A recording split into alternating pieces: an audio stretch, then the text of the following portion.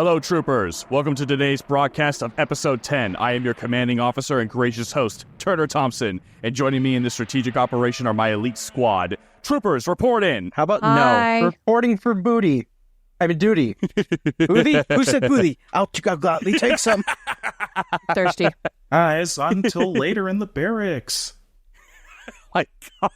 Be prepared or be square. Oh, my God. All right. Anyway, now sound off starting from the top. Hi, I'm McKimmy Liar, a.k.a. Nikki, your resident streamer and history buff. It's me, Dion, aspiring voice actor, here against my will to make fun of all the shit that Terner makes us watch. You love it and you know it. Hi, I'm Dennis, your resident mech expert. Anything from Gundam to Battletech, I am your guy. I'm Dom. I used to be an artist until I took an AI to the knee. And then I also got hit by the Wubbajack, turned me into an IT assistant. So, that's pretty cool. Which I say, give me your job. That is my job. Hi, my name is Terner Thompson. I am a visual effects artist with a focus in compositing. See, we don't care about the host. We care about the next host.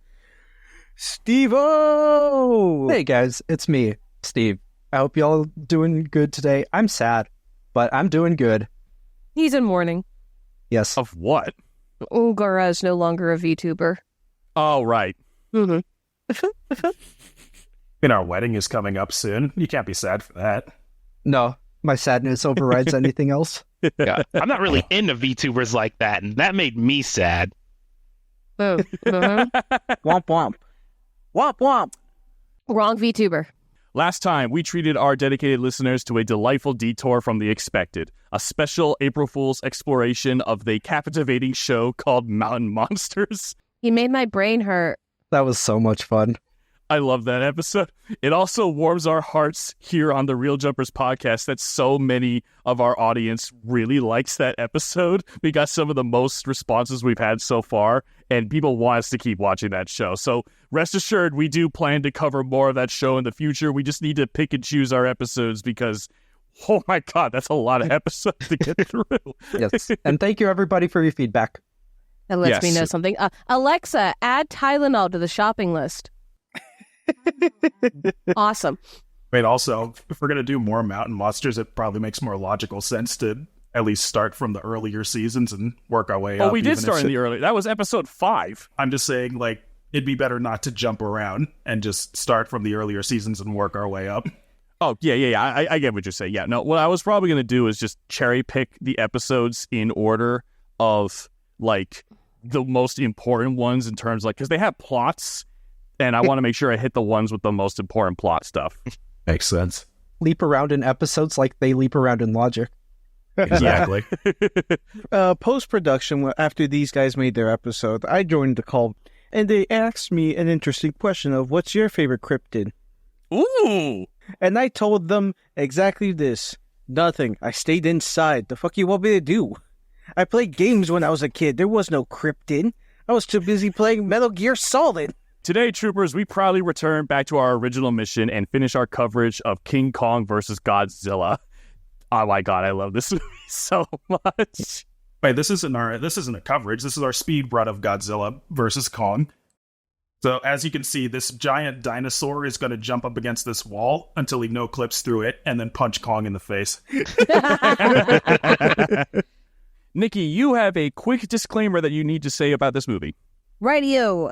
We acknowledge that this film has many, and I mean many, controversial and racist depictions. While this movie is a product of the time and techniques used, these practices were unfortunately commonplace in movie making at the time. These depictions were wrong then and are still wrong to this day. But much like HBO Max says, to create a more just, equitable, and inclusive future, we must first acknowledge and understand history. That being said, we did watch this film as it was presented and will make comments accordingly. Remember, loyal citizens, our broadcasts are now available on Podbean, Apple Podcasts, Amazon Music, Audible, Spotify, iHeartRadio, and Podchaser.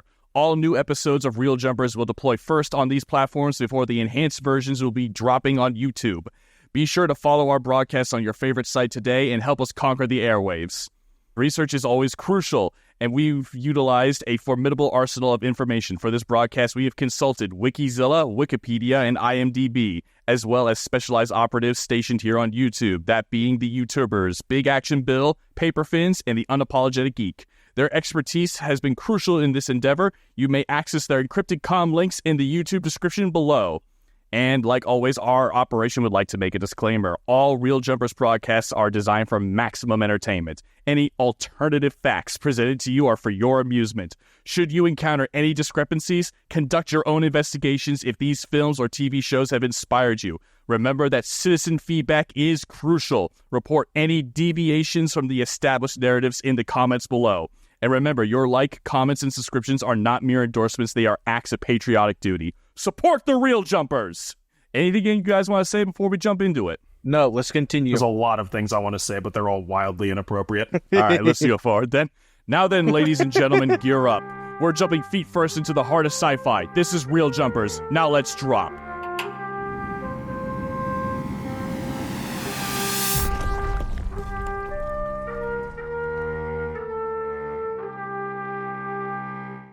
In the last episode, the world grappled with an alarming environmental changes and reports of a potential giant monster on Faroe Island, fueled by the discovery of a unique narcotic berry. The UN dispatched the submarine Seahawk in order to investigate warming waters in the Bering Sea, only to discover a radioactive glowing iceberg that housed a hibernating Godzilla. Meanwhile, the Pacific Pharmaceutical Company, also known as PPC, driven by a desperate need for better TV ratings, sent Osamu Sakurai and Kisabaru Furu to Faroe Islands to find the monster, real or imagined, for a publicity stunt. Soon, Godzilla's sudden and destructive reemergence from the iceberg, witnessed by the doomed Seahawk crew, sent shockwaves throughout the world. Simultaneously on Faroe Island, Sakurai and Furu's bumbling monster hunt led them to the confrontation with a giant octopus attacking a native village. The chaos drew the attention of the island's true behemoth, King Kong. Kong swiftly dispatched the octopus, but then succumbed to the island's narcotic juice. Seeing their opportunity, Sakurai decided their mission was a success. They would capture King Kong. Which leads us now into part 2. Why does a pharmaceutical company care about TV ratings? Because it makes more money. That's all I want to know. Part 2 is just everything goes to shit. Everyone except maybe like 2 or 3 times I could remember off the top of my head just makes the complete wrong decisions. I think this is where fucking the trope in horror movies of the characters just doing the stupidest possible thing comes from. Hey, let's go to Hokkaido and see if this person is there. Yeah, you're right. Maybe he is there. Let's go. Do not go to Hokkaido. Do not go to Hokkaido. The other thing I was going to add is that, Nikki, in the original version of this movie, which we will probably do like a really quick, 30-minute episode to just express our feelings about that, they explain that the reason why PPC is so invested in TV ratings in that version is that they fund documentaries, and they're angry that their rival company is funding a documentary about the Seahawk, and they're the one that has all the coverage on Godzilla, and they're really pissed that they have all the coverage on him and they got nothing. That's why they want King Kong so badly. Also, they really need to change the name of their company. The PPC. The PPC. That's so unfortunate. No. People aren't going to think PP is funny for another 70 years. They're good. You know, that is true. No, but it's very close to the BBC. Yes. What, the British Broadcasting Network? The British Broadcasting Center. What did you think I said? Get your mind out the gutter. I'm not just talking to you. I'm talking to our listeners and viewers. At least they didn't name their broadcasting company The Hub. Shut up. At least they didn't name it Comstar. Oh, yeah, right. No, they didn't. That's good. They didn't name it Comstar. That's such a good thing. All of the Battletech fans that are listening will understand that. So, news of this discovery of King Kong reached the mainland as our Japanese news anchor is reporting on the UN, stating that the god of Faroe Island is real. He's known as King Kong. He's a giant ape. And unbelievably, he has been captured and is currently being brought to Japan. The anchor adds that Mr. Taco of the PPC has claimed ownership of the monster and is flying out to greet his expedition. Which is just... I love So I love Mr. Taco. He's so expressionate in his emotions. That's great that he's expressive, but in about 3 seconds, every single Japanese member of their government, whatever it's called, is about to get a furious call, just like, are you seeing this shit? We can't let this happen, right? Like, yeah, we're gonna get to that. No, to the point of where they literally show up, Yeah, they do. Yeah. telling him, do not bring him to the water. No, but our ratings, do not bring the monster here. We're already dealing with one. I know, it's such a shit show. And then he wakes up.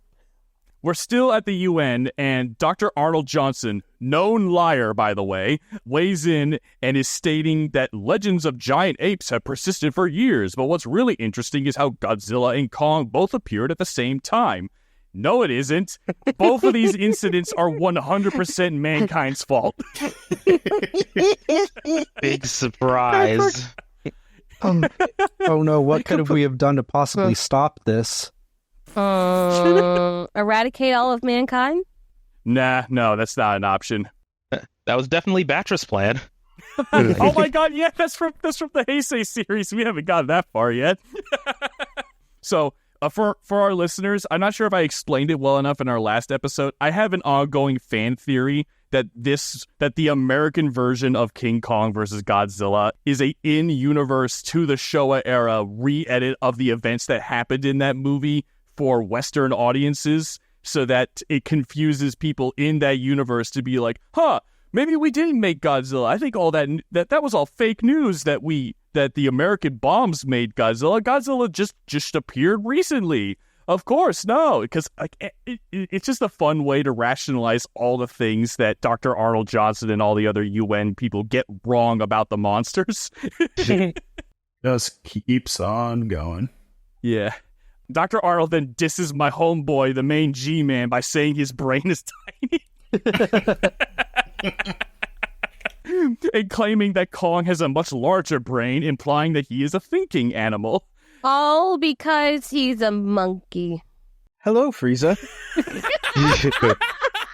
Like, his reasoning's not wrong. Like, even in the modern MonsterVerse films, if I had to say, Kong probably beats Godzilla in an IQ test, but, like, think Godzilla, even in the Showa era, is a lot more intelligent, even in this part of the timeline. He's at least intelligent enough to know that humans are the reason why he's been radioactively irradiated. Why he's been irradiated. He knows that. He's been radioactively irradiated. Radioactively irradiated. Sounds like a flamer of Gamer Fuel. GamerSup, sponsor us. That'll be our flavor. Please? Please? Irradiated eration. Radiated, irradiated, Chernobyl 2. I don't know. Chernobyl 2, Electric Boogaloo. I was about to say Electric Boogaloo. Russian Badger got away with calling it Swamp Ass. It's Swamp Assassin, but we all know it's Swamp Ass. He said it himself. It's Swamp. So the Japanese anchor mentions Godzilla has disappeared through.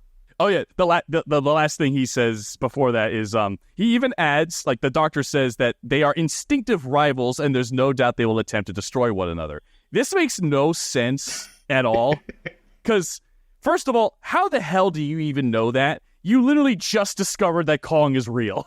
How do you know that they are instinctive rivals? Dude, it's the same leaps in logic as mountain monsters. How do you know? How do you know? How do you know that damn thing can teleport, huh? Tell me. And how do you know electricity will stop it? You don't know how teleportation works. I don't even think the highest scientists know how teleportation works at the current moment. In other words, we would have had it by now. Is this the same doctor that thought Anguirus was like, what did he say, a snake or something? Okay. I forgot about that. No, completely different characters, but there was a doctor in Rodan who said these creatures are reptiles, a member of the snake family, and I had a whole diatribe on how, like, that pisses me off. Yeah, that was it. Also, the whole, just as an aside, the whole electricity thing, y'all motherfuckers have tried electricity against Godzilla twice. We haven't even got to that point yet, dude. No, in the first Godzilla movie, and then Raids again, they tried electrocuting him twice, and he tore through that crap like it was some glass noodles. What makes you suddenly think it's gonna work on him again, or Kong? Come on. No, we haven't got to that point. That's later. Oh, that's later? I thought that was pretty quick. No, All right. that's not right now. That's later. But anyway, yes. It's still the fact of where they've tried it before. They know that he can effectively go through it. And this is not something like, oh no, it's a different universe. They actively mention him. Literally a helicopter group flying above trying to find the submarine Seahawk said his name. Yeah, people in this universe know about Godzilla, so everything the UN says is weird, which is what fueled my original idea of the whole conspiracy theory anyway. So if we're going by the timeline of events, Kong is a gorilla, basically, and their apes didn't appear in the fossil record until around 25 million years ago, while Dr. Yamada says that Godzilla's species originates from the Jurassic, which is 145 million years ago. There's no fucking way that these two things are natural rivals.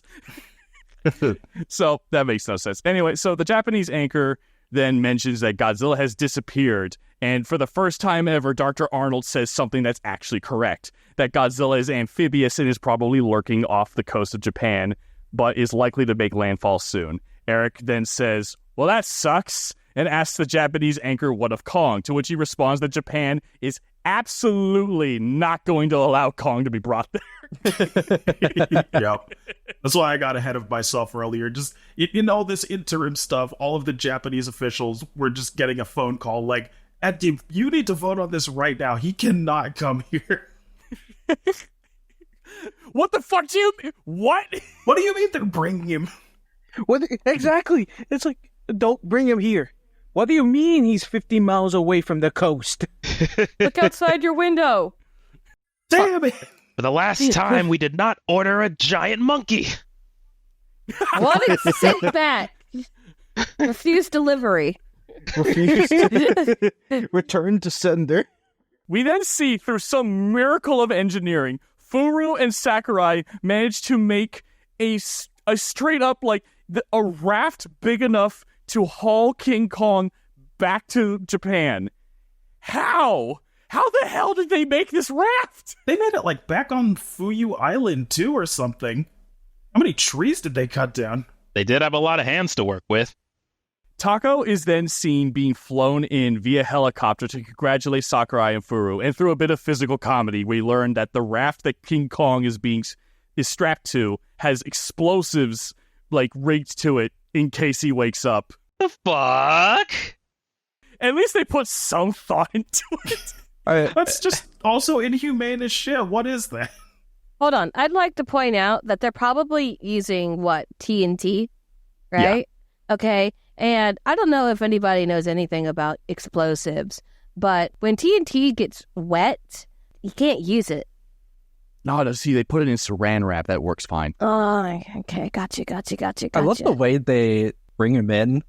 It's like he's a baby being delivered down from the heavens.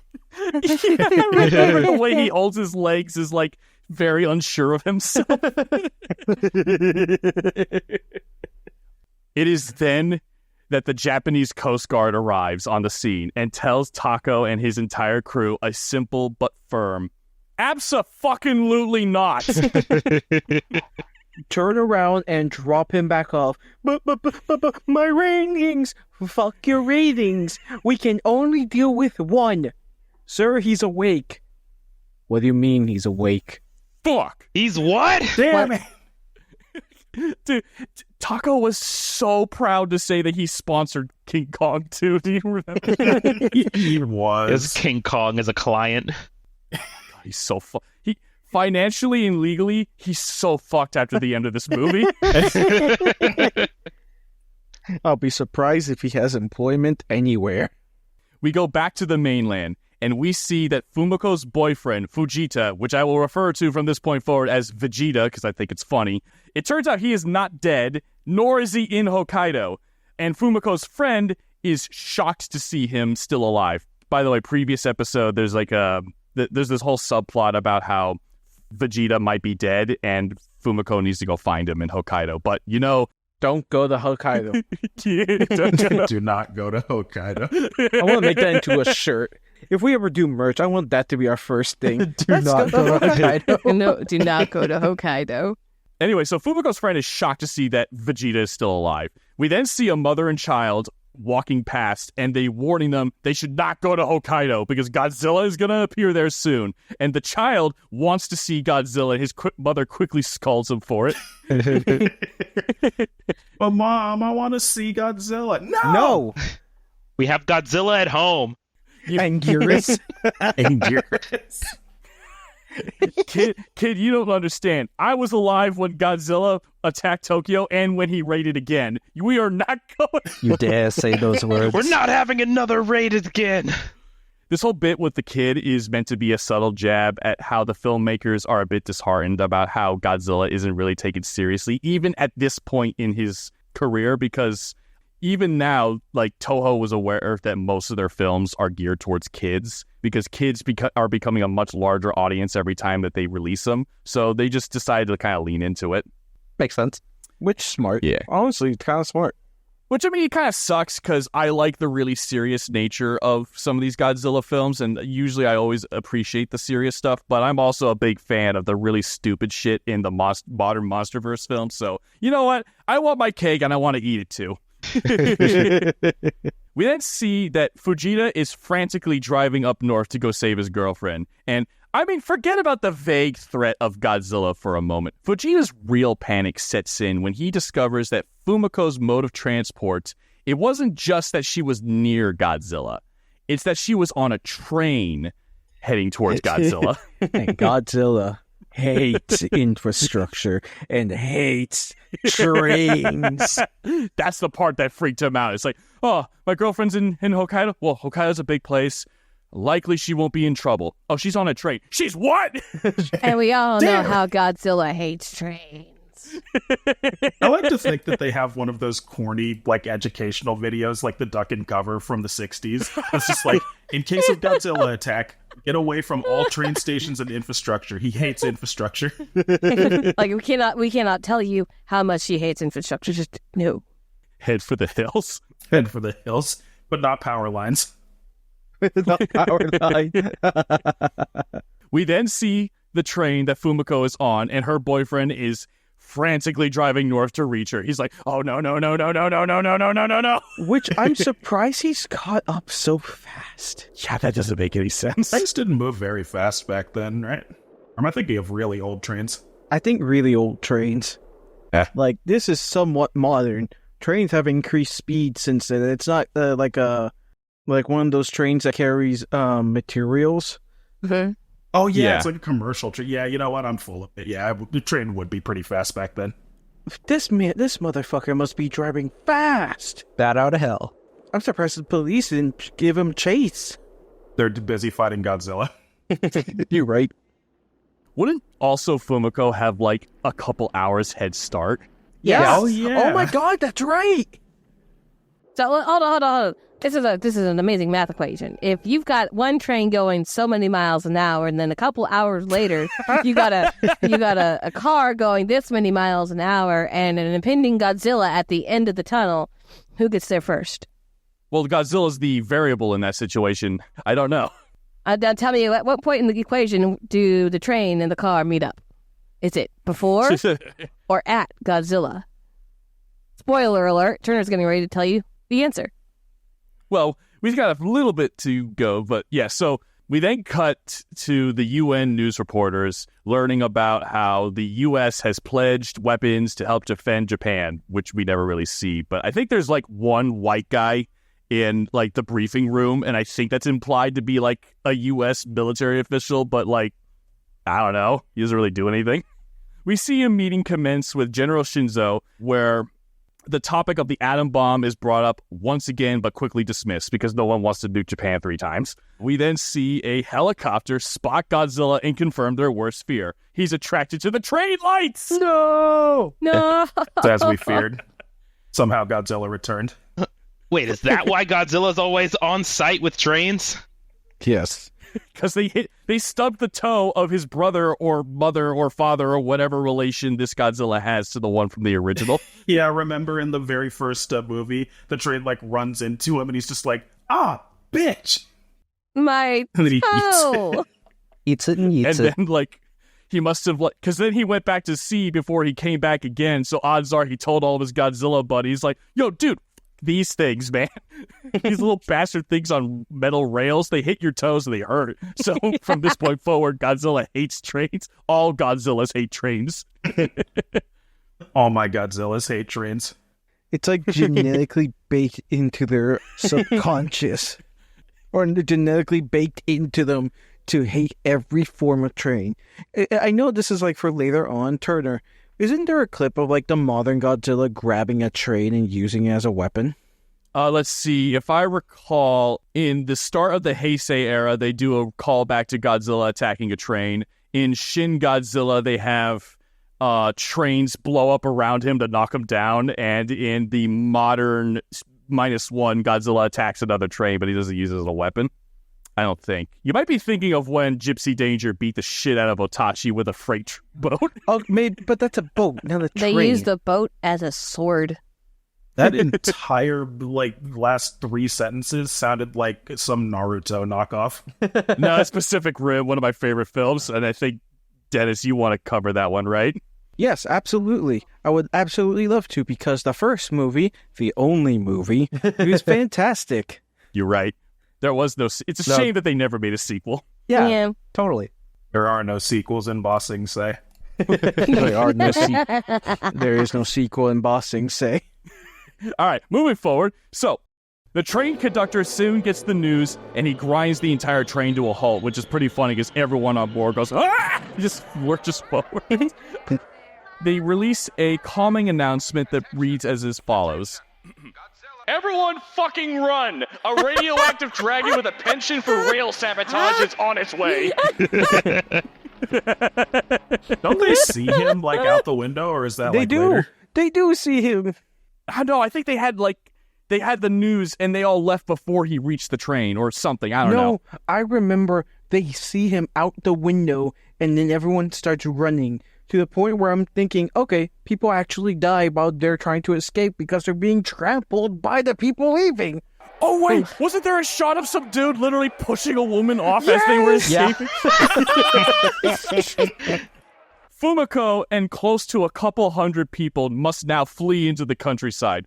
The government was swift to act as dozens of buses are nearby to help people flee as the beast continues its crusade against infrastructure. Where the fuck did all these buses coming from, by the way? Actually, no, you're right. Where did they come from? They have a special monster attack department for the buses.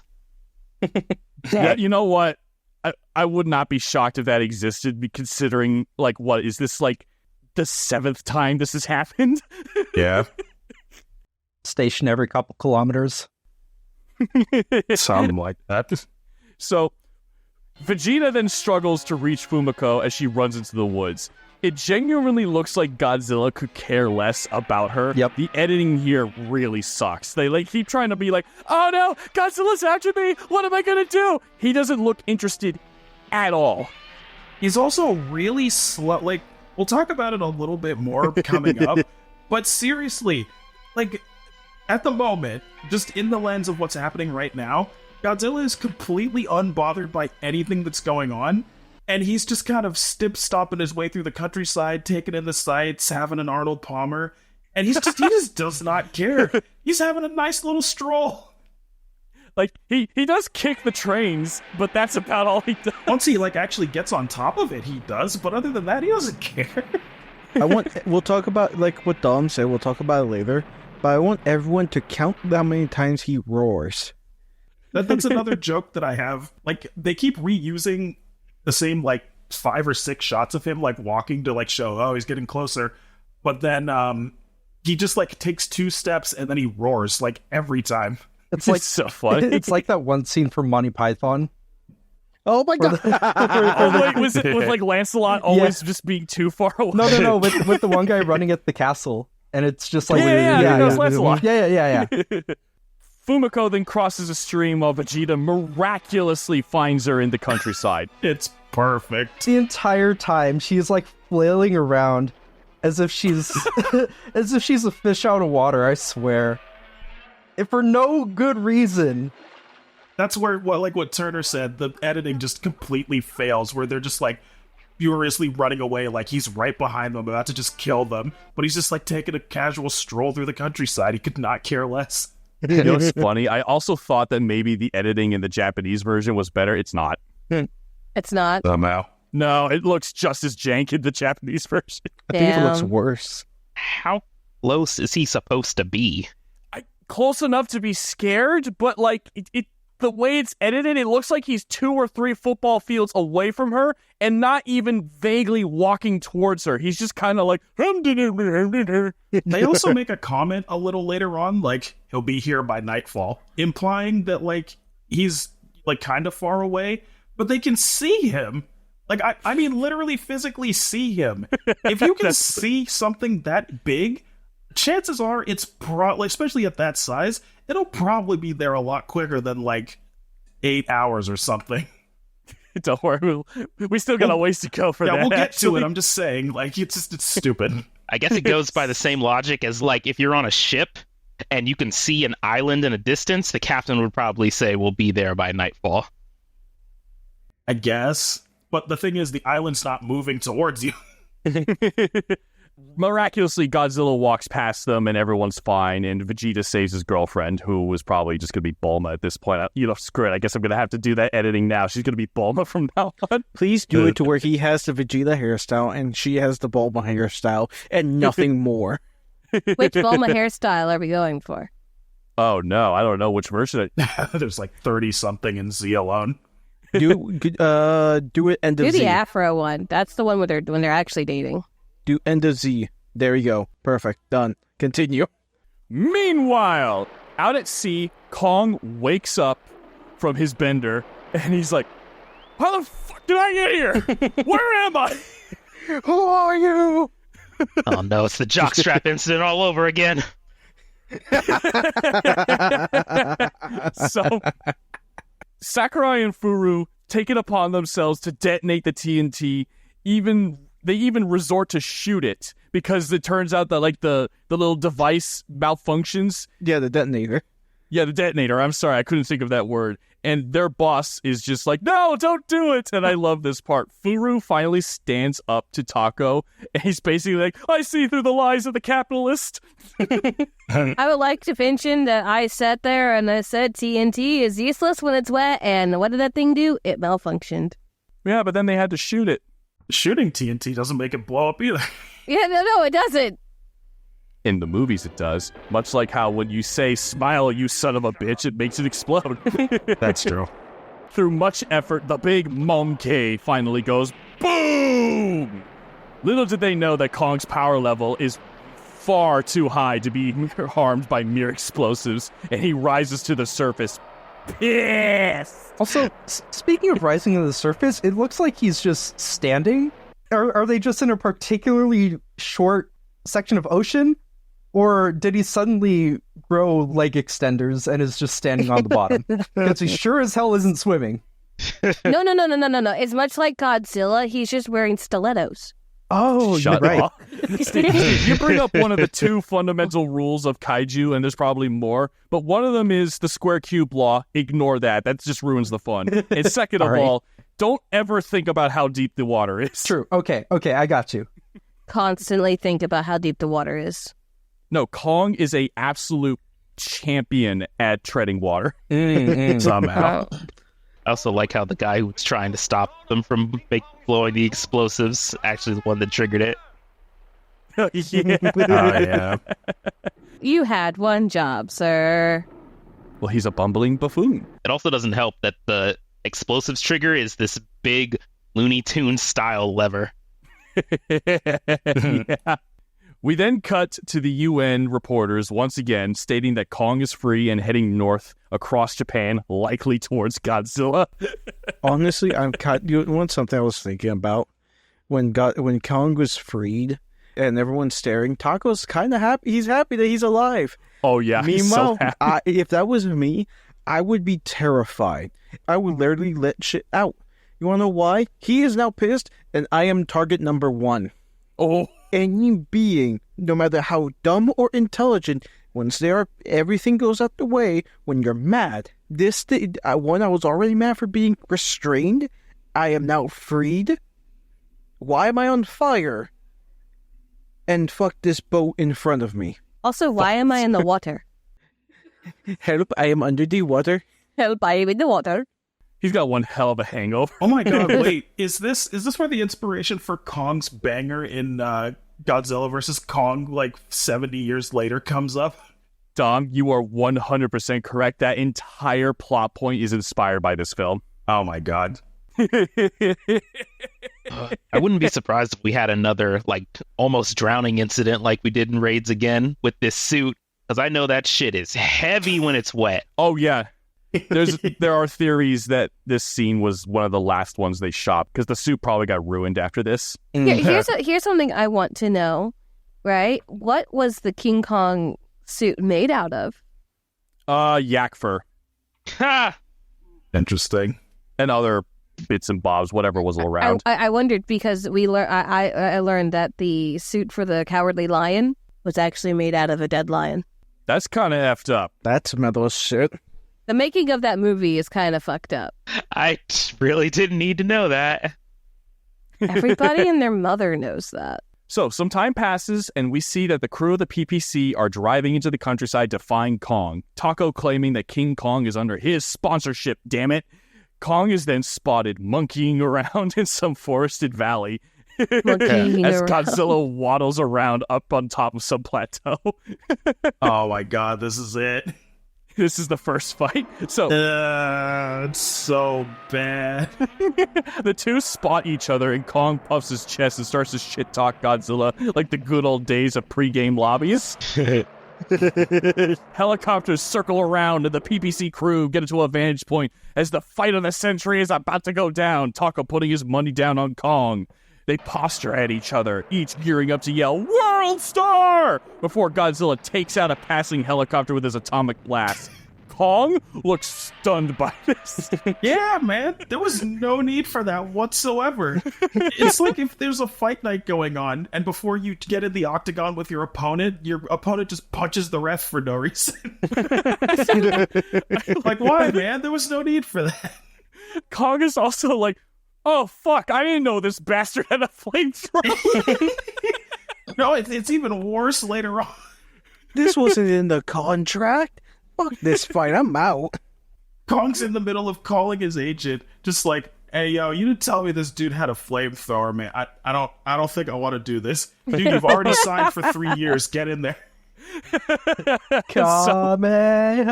I surrender. On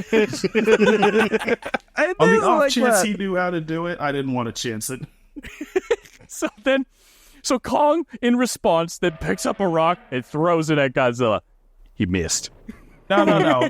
That does not even begin to describe the utter abomination that you will bear witness to if you watch this scene. He does not throw the rock. He just goes like, thought I'd do something. And he like throws it like a little kid's napkin at a birthday party. And it just kind of like bounces at... It doesn't even hit Godzilla. It like bounces at his feet. And Godzilla's just like, really? Yeah, so Sakurai points out the obvious, saying that Kong has no chance. Kong then manages to land a hit directly in Godzilla's chest before he's like, fuck this, and shoots his fire breath at him. And Kong's like, shit. Oh, that actually hurts. Dude, ruined my do. Doesn't he like singe his chest hairs or whatever? Yeah. Yeah. And Kong looks so offended by it. He's just like, dude, I just got that fixed. Do you know how long it took me to grow that? I just had this shit dry cleaned. Dry cleaned. After assessing the situation and taking some time for some serious self-reflection, Kong scratches his head and says, man, fuck this, I'm out. just leaves. There's a solid, 10 to 15 second shot of Kong looks at Godzilla, just kind of takes a second, scratches his head, just goes, nah, you good, man, you got it. I'm out. You got it, I'm out. He literally just turns his ass around and leaves. Literally the meme, fuck this shit, I'm out. So, Taco is absolutely not happy by this. And then we cut back to the UN, where Eric and Dr. Arnold are then seen discussing the fight, likely entering a very heated power scaling debate. He's at least continent level. No, he didn't even do anything. At most, he's city level. He barely even threw a rock. That's an anti-feat. That's a debuff at best. Eric then brings up the current plan to deal with Godzilla, the tried and tested anti-kaiju stratagem penned back in 1955. Bury his ass alive. Yeah, because it worked so great last time. Not even doing it in ice this time. To achieve this, they will combine it with stratagem 2, use burning oil to steer him into the trap. I cannot believe that my joke back in Rodan has been this relevant this long. It's the only plan they have is to bury him alive or use burning oil. They just keep using those two plans. Either we can burn him alive or we can tar and feather the best. I'm surprised they haven't combined the two motives. Like, honestly, why am I like, wait, why are we doing both methods? Most effective, do both at the same time. You mean fill a vat of a hole in burning tar? When he falls in, ignite it, and then look at that. Not only we get him on fire and in the hole, it also explodes. So we have 3 in 1. Roasted Godzilla. I like to think that idea was brought up to somebody, and the guy went, seems like a lot of work. Nah. No, they did a ton of work, because later we see, and this is one of the most impressive miniature sets I've ever seen done. Every single construction vehicle you could conceive of is created on a miniature scale, and all of them are digging a hole real time, and this entire sequence is very impressive. I love it. As they near the end of construction of Big Ass Hole, General Shinzo is informed that Godzilla was spotted nearby, and he takes a peek with his binoculars, spotting the Monster King waddling his way through the countryside, stating, "He'll be here by night." That's what I was talking about earlier. This is what I want the viewers to imagine. Imagine early Pokemon episodes where Team Rocket did their classic pitfall trap, and they're just waiting for the gang to walk by. This is exactly what's going on now.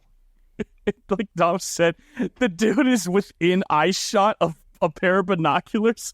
But what was it you said that the reason why he takes so long to get from point A to point B? It's because I counted it as we were watching the movie. Roughly every 2.5 to 3 steps, he stops, does his classic Godzilla roar, and then keeps going. And because they keep reusing that same shot, I noticed it. It's the same exact shot. It just looks like he has not progressed at all, and he just won't stop stopping to roar. He's waddling, man. Leave him alone. Exactly. That's why he's not there till nightfall, because he's slow as shit for some reason. The JSDF then scrambles to finalize the pitfall trap and set up the fire trenches. As night falls, the military deems it necessary to whisper over the radio and light the fires. Before long, they drive the dinosaurs straight into the trap. And it is so funny seeing Godzilla just slip and fall into this hole. Take note, mountain monsters. That's how your trap works. No, wait. Speaking of Monster Hunter, we have a trap like that in Monster Hunter called the Pitfall Trap, and it works. No. I was saying mountain monsters. Actually, yeah, that's true. Mountain monsters couldn't stop Mothman's teleportation, even though they had the cage electrified. But these dudes dug a big enough hole to trap Godzilla, the king of the monsters, in half a day. Step it up, mountain monsters. So, as he falls in, they detonate the bombs to try and bury him alive. And the army gets really quiet, and they cautiously get closer and closer to see if it worked. It didn't. Spoiler alert. Bum, bum, bum, bum, ba-da, And it starts to crawl out of the hole, likely yelling, "You bastards tried to bury me again? Kill you!" Also, music straight from the creature from the Black Lagoon is blaring at this moment. It's pretty funny. So they then move on. It's time for Plan B. On the advice of Dr. Arnold, after noticing that Godzilla, quote-unquote, avoided electrical wires back at the trains, the JSDF will now repeat what they did in 1954 and they decide to build a giant electric fence again. Does it work this time? Well, we'll find out. So we'll see. Further, Dr. Arnold states that a fence will likely stop Godzilla, but then pulls the following sacred knowledge completely out of his ass when he says, however, we know that Kong draws strength from electricity, and the fence may not stop him.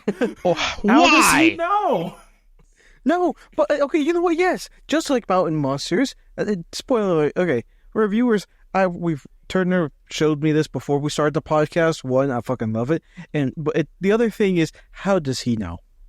There is no evidence. There was no electricity being formed in Faroe Island. There is literally nothing. So tell me, how do you know, Arnold from Hey Arnold? I'm more concerned, not how does he know? Why is that a thing?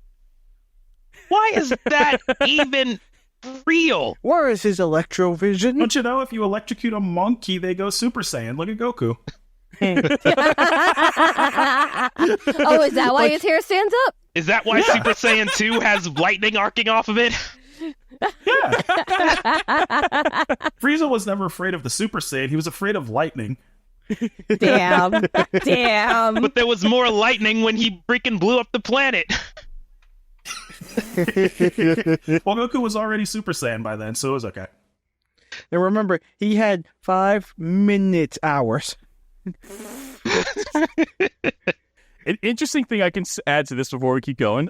The reason why King Kong is empowered by lightning is because originally in the script, like really early versions, it was supposed to be King Kong versus Frankenstein, then Godzilla versus Frankenstein, and now it's Godzilla versus Kong, and that's a holdover. But then communicate that to the viewers somehow. No!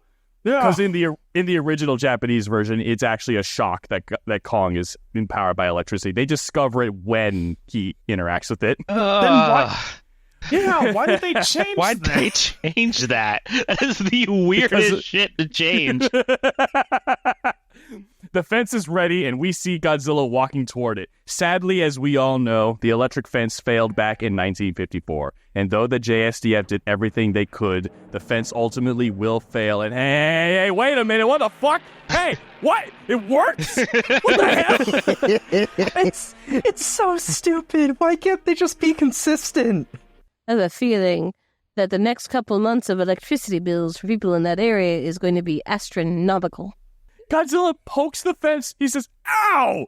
F this. It just walks away. It's here where they reveal they didn't even put the fence up enough to completely cover the. And you know what? I don't completely blame them because that would be really hard. But they literally just made it so okay, it's in this area where he's probably gonna walk through, but then he can walk around the damn thing. No, they show that the entire one of the diagrams they show earlier that the fence from oceanside to oceanside completely encapsulated Tokyo. There was no way to get there without going through the ocean. But don't they also know that Godzilla can swim? Well, I didn't say they were smart. You know what? That's fair. The last thing I'll say about this is that this is technically a different Godzilla than the one from 1954, as this is the Godzilla from Raids Again. So perhaps for some reason electricity is more effective on this one versus the previous. I don't know. So what you're saying is it could be as simple as the King Kong in this movie is weaker than the King Kong in 54. You mean Godzilla? Yes, I mean Godzilla. I'm sorry. Well, I wouldn't say that because this Godzilla goes on to do some crazy shit. The military breathes a collective sigh of relief as Godzilla waddles off and the city is saved, and they all congratulate each other until, uh-oh, here comes Kong waving his arms like a maniac. I pointed out in this moment, and I've pointed out in the part 1, is that if you look very closely at King Kong, he's got 2 sets of elbows. Yep, yeah, because he's got the extendo arms. We pointed out in the last episode that there are 2 versions of the suit. There's one with really long extendo arms and ones with shorter arms in case it needs to pick stuff up. Kong is going ham on the outsides of Tokyo, just completely wow, just running around. And then he comes up to the fence, takes one look at it, and he bitch slaps that shit. He then bites the wires because he's a spark junkie. Oh, he doesn't just bite it. He chews on it. He enjoys that shit. Yeah. It's like it's licorice to him. I fucking love eating electric cables. I simply love reading some electric colors. It's like oh my god, how'd they know? It's my favorite. Need a snack. Did you do this for me? Who are you? You know what? Just for that, I won't destroy your town hall until last. So the JSDF then yell, "God damn it!" and find themselves mere moments away from rage quitting the match before they calm down. The notion of using the atom bomb comes up once again, and the Prime Minister is still not eager to use it. Why? Because we're not anxious to destroy Tokyo, that's why. As Kong begins to rampage, we see that Fumiko has rather stupidly boarded another train. God damn it. This bitch don't learn. She don't learn. Homie can't stop himself. Nobody learns. Oh, but no, you gotta forgive her. She's a woman living in the 1960s. Ah, true. Hey, you said it, not me. Yeah, so, and then she gets separated from Vegeta again from the doors of the train, and because the reason they're boarding is because they're trying to evacuate Tokyo because Kong has breached the perimeter and all that stuff, but it's just so funny that she's on a train twice. Wait, didn't they evacuate? I just remembered something. Wasn't there a small town close to where they were digging the hole for Godzilla? I don't recall. I don't remember. If there was, they evacuated. I remember they said something about evacuating that. But then here, it looks like they didn't even tell the city. They were gung-ho on that fence work. It was their last and only option. Until it didn't. Everyone has a plan until they get punched in the mouth. We then cut to Kong being petty. Oh my god, this is like my favorite shot. Kong is being petty, and he punches a building for no real reason. Man, fuck this building. It's like the one thing him and Godzilla can agree upon. Fuck infrastructure. The way how it looks like someone stepped on his J's, looks directly at him, winds up, because he takes a moment to wind up and just bring it down. I love the contempt he has for that building. He's like, every other building he destroyed up until this point, he was just kind of running past it and just kind of like, just on his path of destruction. This one in particular, he took the time to calculate and punch the shit out of it. I imagine it's just the director's like, this is too boring. You're just walking through there. What do you want me to do? I don't know. Break something. Say less. Say less, brother. After this, he then sees a train passing, and he walks up to it like a toddler spotting a new toy, like, "Ooh, gimme, gimme, gimme." The very next thing he does, freaking train. Kong then grabs the speeding train, and for some bizarre reason, picks up Fumiko out of the train before tossing the rest of the people into a building. Quick side lesson with Dennis here. Anything moving that fast and then stopped immediately, the inertia there is already so great it can fling a person across. The fact where he picked it up mid-movement, all of those people should be injured and a good chunk of them should be dead. Even more so when the doors open and they fall down. Oh, yeah? He's grabbing them from his height, which is full height. He's not kneeling down or bending over. He's at full stanced up height and people are falling. Those people are dead. But Bulma over here has the fucking upper body strength of a god, considering how long she's holding on to the fucking train pole. Oh, yeah? This is because this is meant to be a callback to the original King Kong. King Kong's like, "Ooh, pretty lady." And she picks her out of the train, tosses the other one, and she screams as the military scrambles. Kong then heads for the DAP building and climbs to the top of it because it was the tallest thing nearby. The military gears up to shoot Kong before Vegeta, and the PPC crew arrive at their tent, stating Fumiko is in Kong's hand and they can't shoot him. The military says, fuck it. I'm just kidding. Don't do that. It's the exact opposite of Kong's in the way. Shoot him. Oh my god. I don't want to get into it, but that is going to be a great joke when we finally make it to that movie. So anyway, Sakurai then has a brilliant idea. Use the soma berries that we have on hand, or the ferrolactin in the Japanese version, turn them into an aerosol, launch them into the air above Kong, and play the music from the natives to make him fall asleep, just like back on Faro Island. They would need a lot more berries to make it into an aerosol than the handful that they had in their pockets. And they made that technology really quickly. The military rather quickly modifies some mortar rounds to detonate above Kong, and with the aid of the music, they successfully cause Kong to relapse and stumble back down to the ground. But there was something that we noticed about the movie. Oh, yes, Sephiroth. Oh yeah, it sounds like One-Winged Angel. Also, the guy just pulls out the exact same drum that they used in the island to put Kong to sleep. And I don't know if it's just for the viewers or if they had like a recording of the Islanders singing, but the Islanders are singing. Like, Yeah, they set up a bunch of like speakerphones. Yeah, but when did they take that recording? I don't know. Or about it. Also, after they launch the mortars and Kong falls asleep, the dude who demonstrated his like super strong wire in the beginning of the movie just happens to have a shit ton of it on hand to string Godzilla up. Oh, yeah! You mean Kong? King Kong. Yeah, sorry, King Kong. So yeah, we'll get to that. So Vegeta then manages to save Fumiko, pulling him out of Kong's hand. Luckily, he didn't need to go full Ozaru to do this, but you know, he was holding back. It's at least a mountain level feat. It's at least a mountain level feat to prong Fumiko out of Kong's hand. And now they're like, well, what do we do now? There's a giant unconscious ape in front of our Capitol building. What do we do? They then learn that Godzilla is spotted at Mount Fuji, and then they get the bright idea.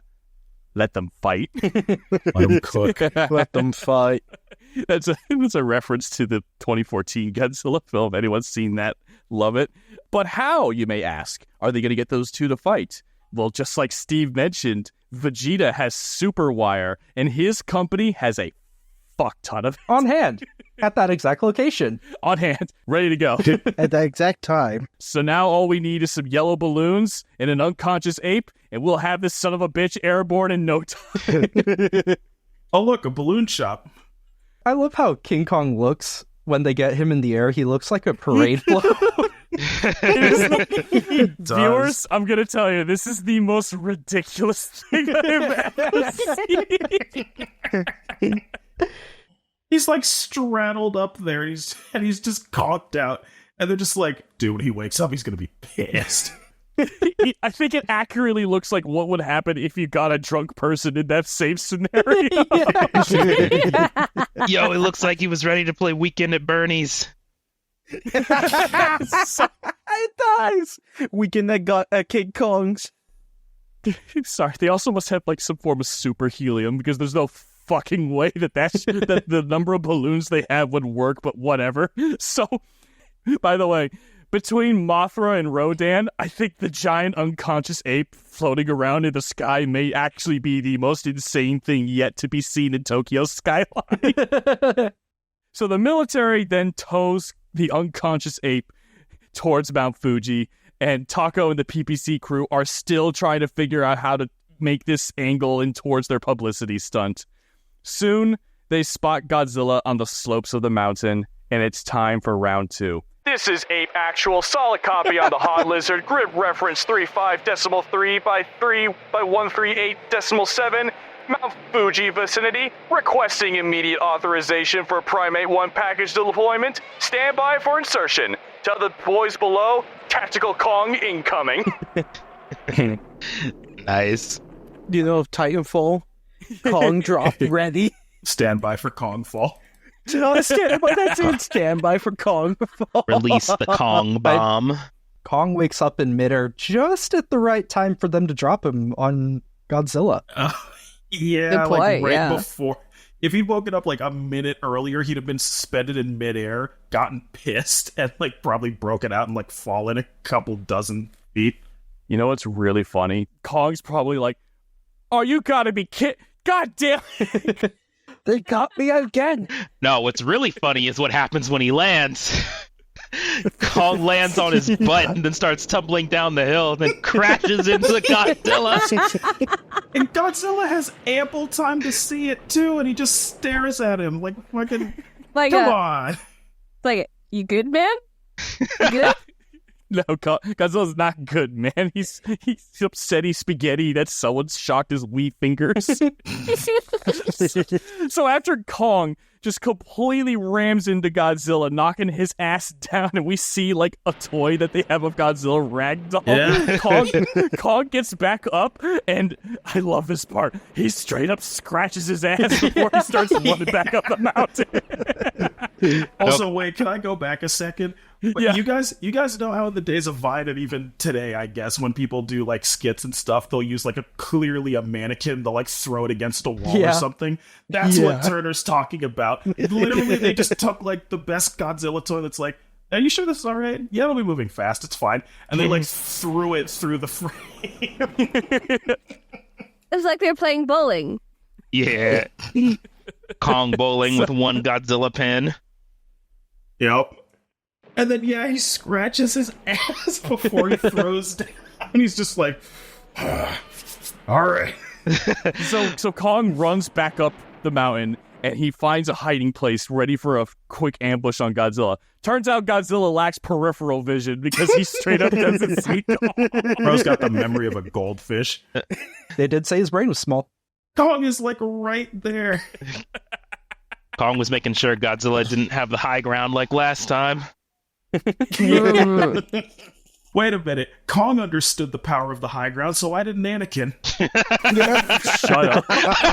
Remember, Kong is a smart being.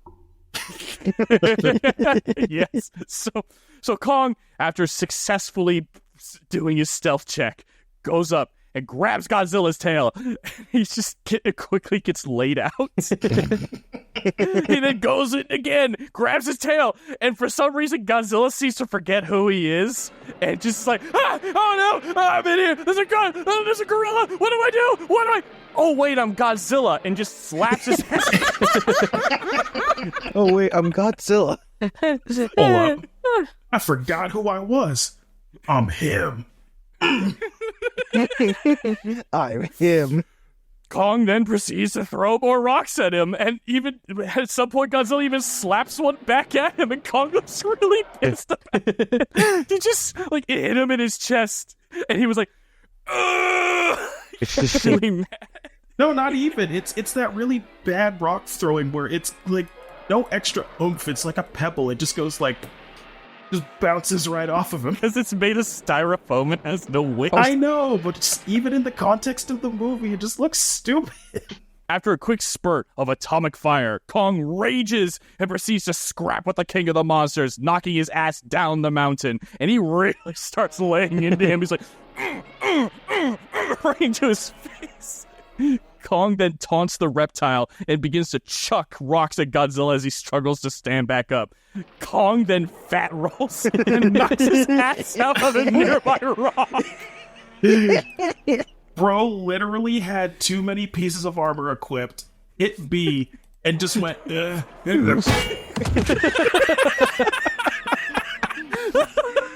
What the hell? Bat rolled into a wall. You died, came up. No, he literally knocks his own ass out, and even Godzilla is just like, what the fuck just happened? Yeah, he does. He literally looks at him like, the fuck? Did you really just do that? Was that shit scripted? It must have been.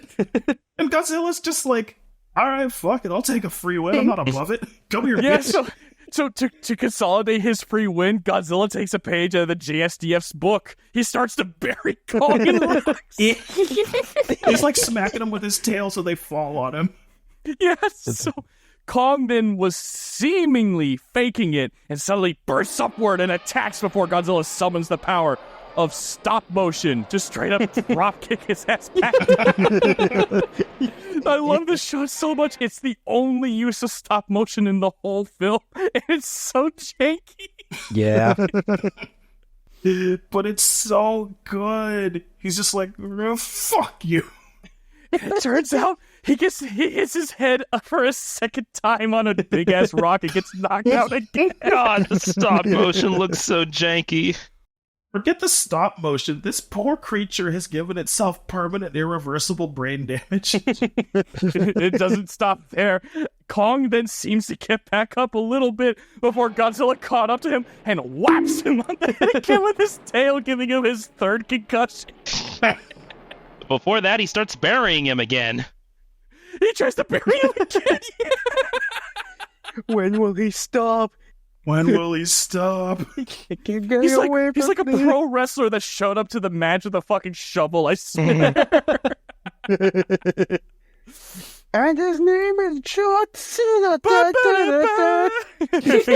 Quick aside, that also reminds me of like my favorite fan-made Space Marine chapter called the Angry Marines. Oh, yeah.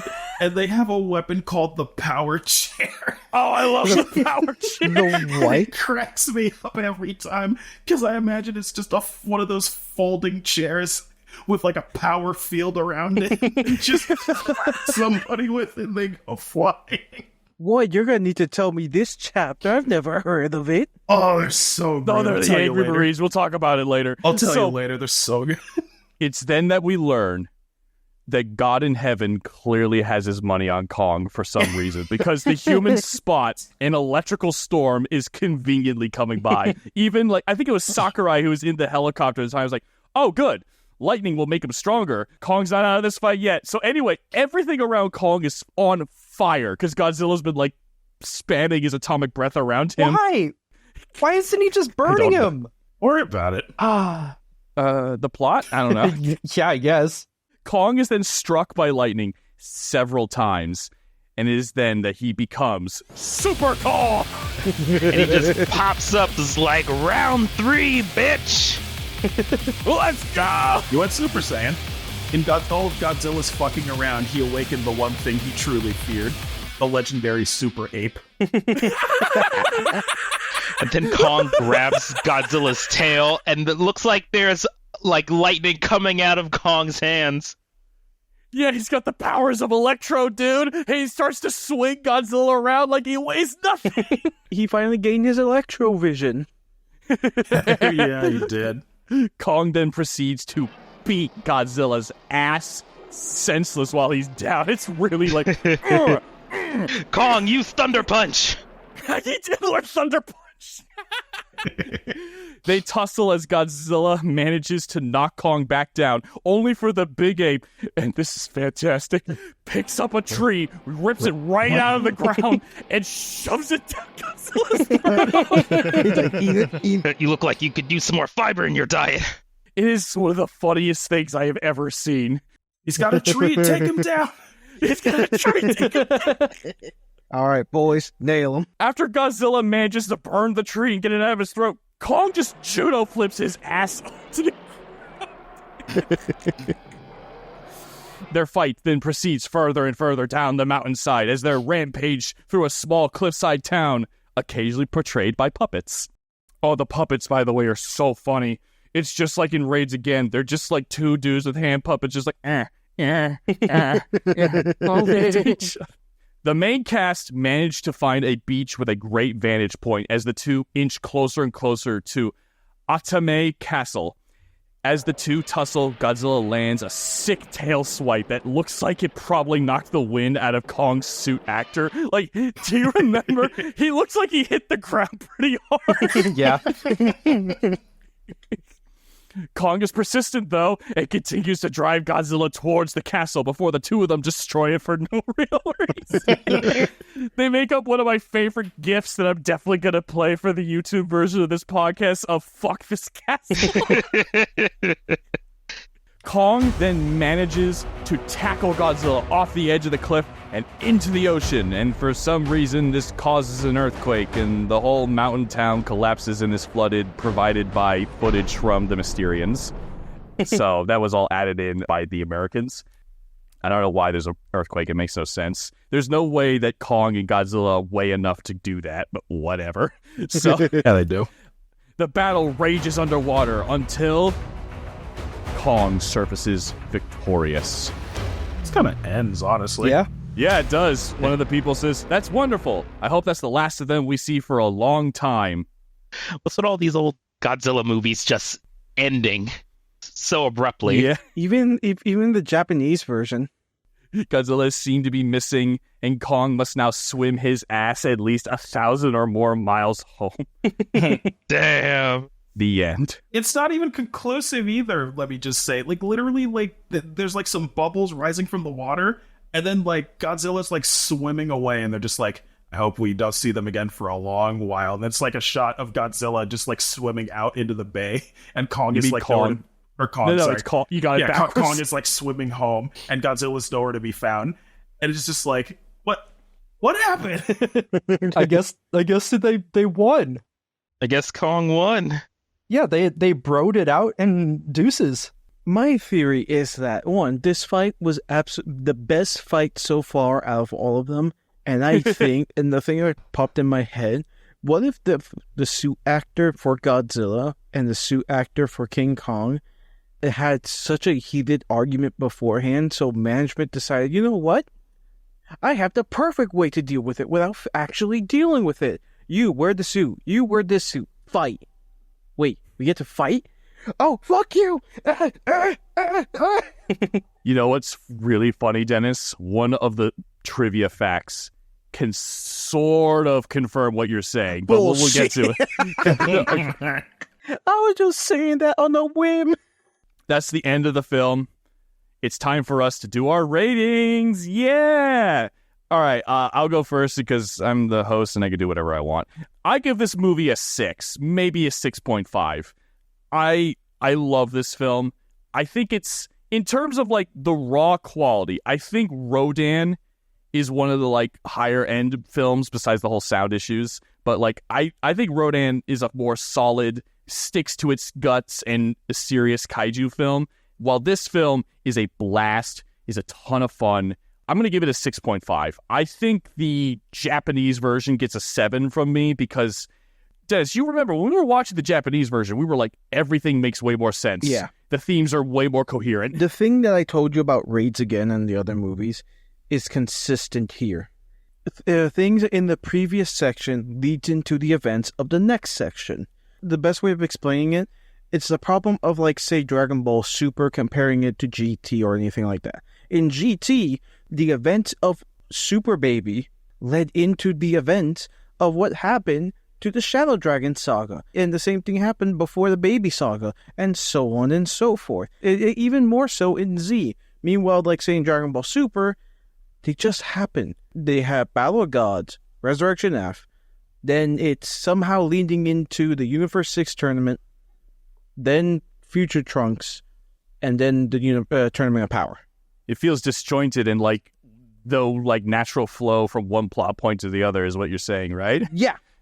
Yeah, it's kind of like that. The American version feels like that, while the Japanese version sets everything up. Like, we'll go into it in our follow-up mini episode, I guess, but like, my favorite part is like, they explain why Furu and Sakurai are wearing ridiculous outfits is because it's part of the publicity stunt of going to Faro Island. But anyway, so I think this movie is fantastic. I love its sort of meta humor, and like, I haven't laughed as hard as I did on any of our viewings so far, and there's going to be some movies later that are going to make us laugh just as hard. So like, the American version is a 6.5 for me. The Japanese is a 7. I'll go next. This movie, at first I wasn't really jiving with it. I'm like, okay, it's kind of funny. What really sold it to me was the fight at the end. When I say this was the best kaiju fight I've seen, in terms of the quality of the movies we've seen so far, this has literally been the best fight. It doesn't look like a dog that has something in its mouth that its owner is trying to violently remove before they have to pay a $500 vet bill. No, it was a genuine fight, and it was so goddamn funny for no fucking reason.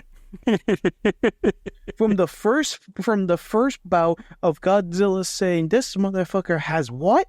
Nah, this wasn't in my contract. I'm done." Pulling a Mihawk saying, "Anything beyond this is beyond my contract. I'm leaving." And then the second one, they're just duking at it. This movie, my final rating for this movie is a genuine 9 out of 10. Whoa. Solid movie. They literally cared more about the fight than anything else. All right. Look at the difference cinematically between the fight and everything else. Everything else felt disjointed. Like, things are happening, but they want to focus on the monsters. Things are happening with the humans, but they want to focus more on the monsters. Here, we've written it to where it's just a focus on the monster. Bring our A game. All right. And that's where to me, that's where it shined. 9 out of 10. The monster fight itself, fantastic. I hate you now because I'm the Godzilla boy. I'm the one who Godzilla's. How dare you have Too a higher... bad. Too bad. You gonna do what you did last time and just change your score? First-time listeners, we use an actual out of 10 score where a 5 does not mean a garbage film. A 5 is an average film. I think 6.5 is solid. This is a very decently above average film, and I think 7 fits the score of the Japanese or whatever. Sorry. Yeah. That's my rating. I'm good now.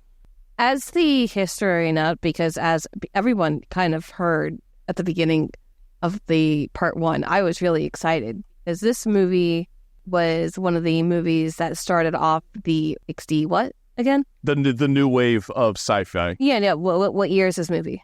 This was 62 Yeah. in Japan, but this is 63 for the American one. So 1963, that's right at the beginning of the sci-fi era of American history. Yeah, new wave.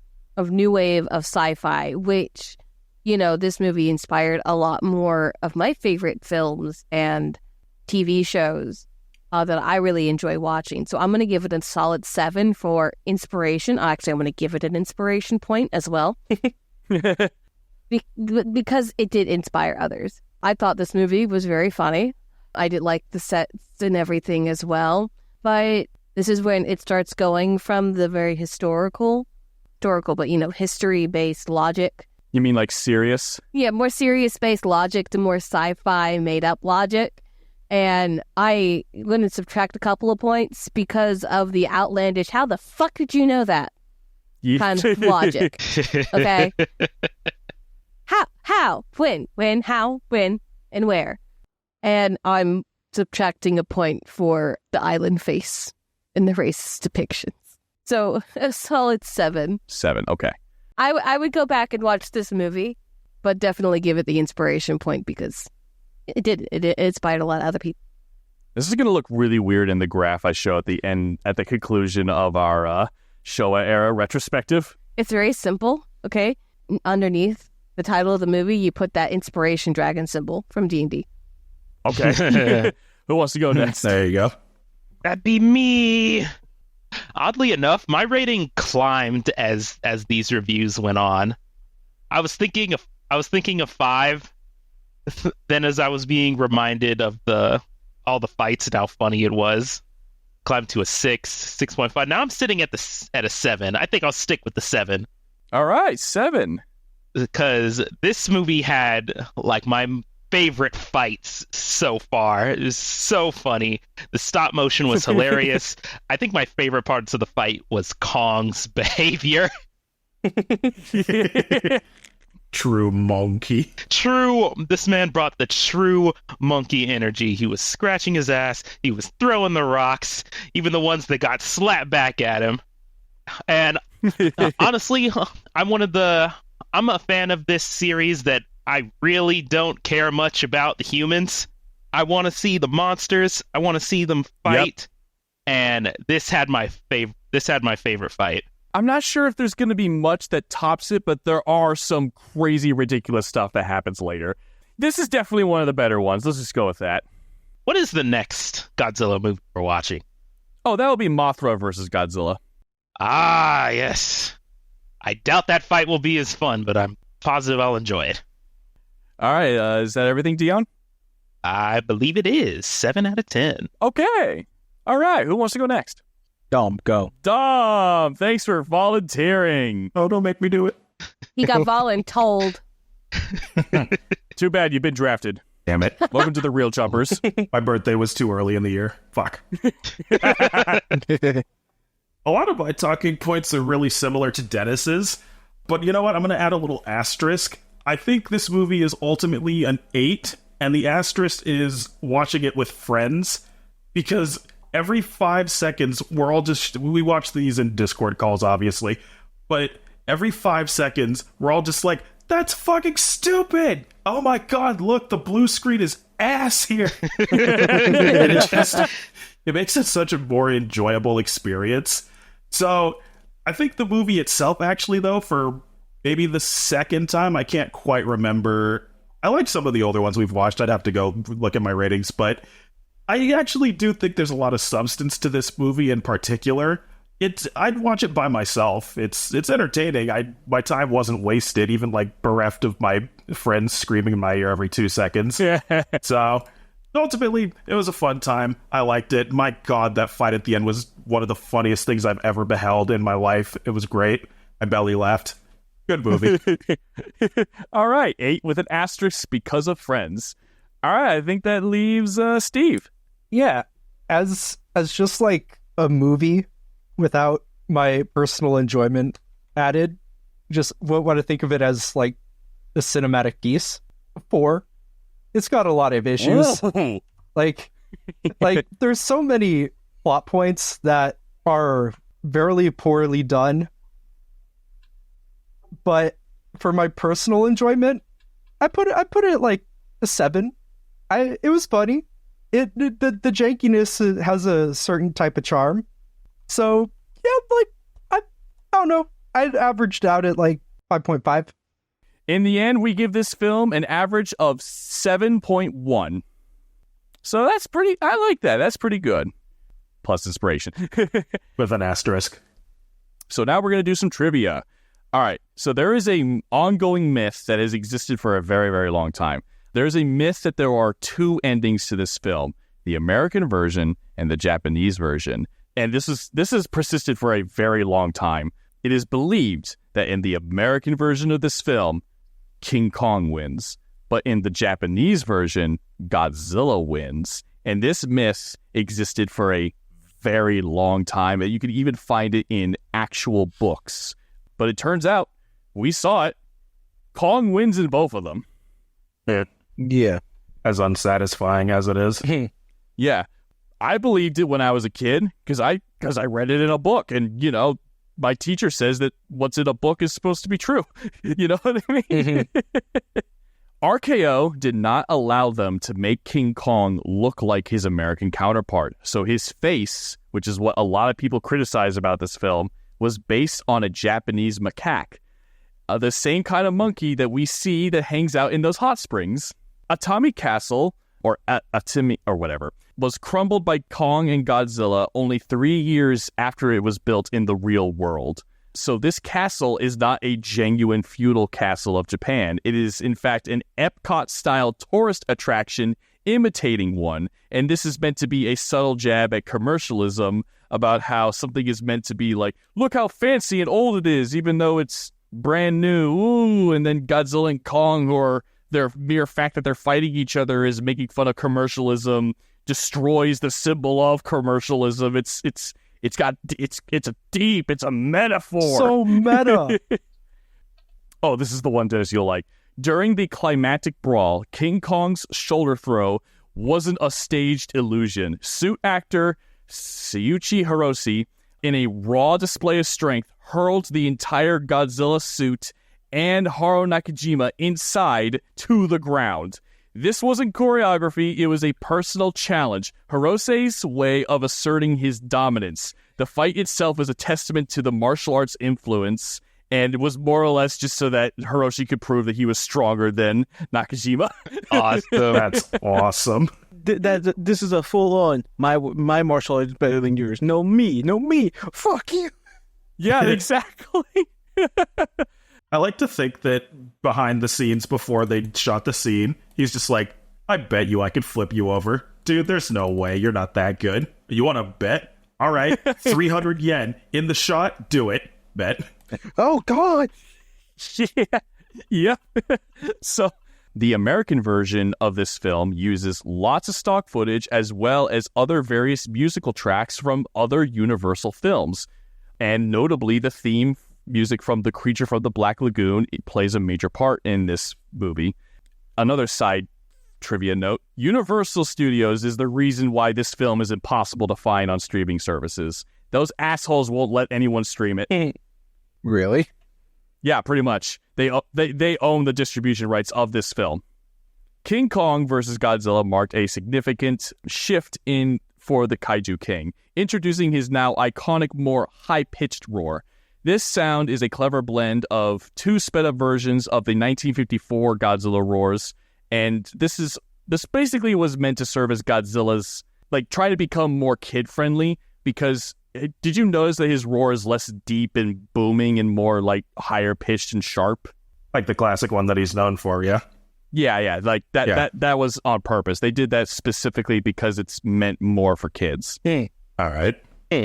This film is the first time that either King Kong or Godzilla were ever shot in full color. Really? Yeah, it was a first for both of them. Okay. All right. Interesante. Speaking of Godzilla's and being redesigned for kids, this film ushered in a significant redesign for the Kaiju King, reflecting on the film's comedic tone and stark departure from terror-filled narratives and all that stuff. Godzilla's appearance has been softened. Gone was the menacing demeanor and replaced with a more approachable look. While some earlier promotional materials hinted at a green Godzilla, it turns out the King Goji suit is revealed to be his true charcoal gray hue, consistent with previous suits, except for the original, which was dark brown. Toho streamlined the design, removing his ears, reducing the number of toes he had from 4 to 3, and reshaping the dorsal fins to be a little bit rounder. Godzilla's physique became bulkier, his head became elongated, and a subtle brow, I guess, was added to his mouth. Excuse me, not brow, lips, whatever. To his mouth. His pupils got enlarged, and he added yellowish, reddish hues to it, enhanced the reptilian features of his head, and making a clear departure from his earlier, more fearsome iterations. This is also a fan favorite creation of Godzilla. There's even a bootleg fan film that uses this Godzilla called Godzilla versus the Wolfman, and I will show you guys stuff about that later. It's an illegal film that shouldn't exist. It's pretty funny. Godzilla versus the Wolfman? Former Toho employees went behind Toho's back and made this film illegally, and I don't know a lot about it, but it's really, really funny. Is this a giant Wolfman? Yes. Okay. What the fuck? Radiation makes him giant, whatever. So wait, is this actually a person that turned into a werewolf and then the radiation made him grow? Yeah, pretty much. Overall, this film introduces Godzilla's iconic blue atomic breath, a deliberate visual representation of Cherenkov radiation, which is a phenomenon that we mentioned in our first episode on this movie. This is a shift away from the earlier films where the white radioactive vapor was depicted Godzilla's atomic breath, which was known as the incandescent light internally. The reason why it was a bright white light was it was meant to evoke the idea of the blinding light of the Hiroshima and Nagasaki bombings, and now it being more representative of Cherenkov radiation is a very interesting. It's kind of like a sciencey thing that but also kind of pushes Godzilla slightly away from his direct metaphor for nuking. All right. Okay. But, I mean, you could be reading way too much into that, too. I remember reading this, factoid, and I'm like, you might be stretching a little bit there. But we love stretching. Is there anything else anyone wants to say before I do our outro? I love you. I hate you. I would like the fat roll. I love you, too. Yay! Yay! Fat roll! Fat roll. All right. Thank you all for tuning into this broadcast. Next time on our journey through the Showa era of Godzilla films, we'll be covering Mothra vs. Godzilla. Additionally, we will soon be recording and launching our side series on the Halo TV show, where Dennis, Dom, and I will be shitting all over it. So fucking bad. Look forward to our side-offs. And thanks to the positive response that we gained from our April Fool's episode, we will also be likely doing more episodes on mountain monsters as well, so look forward to that. Anyway, make sure to like, comment, and subscribe because we need that engagement, man. Please, I beg you. He will not let me out of his basement until you do. The machine gods demand it of us. And who are we to deny the Omnissiah their will? Okay, then that's all for now, troopers. We've analyzed the data, dissected the plot, and emerged victorious. Remember to like, comment, and subscribe to the podcast, and join us next time for our another sci-fi deep dive. This is Real Jumpers, signing off. Bye, everyone. Thanks for watching, listening. Pussy. Thanks for jumping with us, y'all.